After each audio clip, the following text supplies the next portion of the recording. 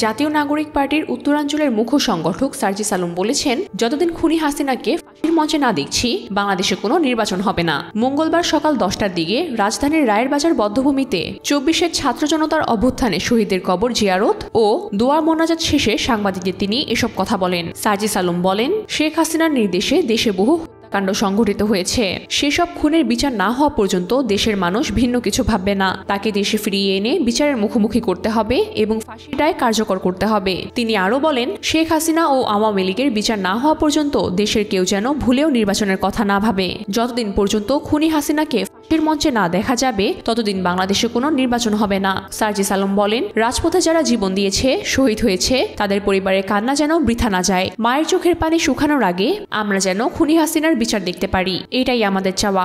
আজ বিকাল 3টার দিকে কেন্দ্রীয় কার্যালয়ে দলের নির্বাহী কমিটির পরিচিতি সভা অনুষ্ঠিত হবে। এতে আহ্বায়ক মোহাম্মদ নাহিদ ইসলাম ও সদস্য সচিব আক্তার হোসেন সহ কেন্দ্রীয় নেতারা উপস্থিত থাকবেন।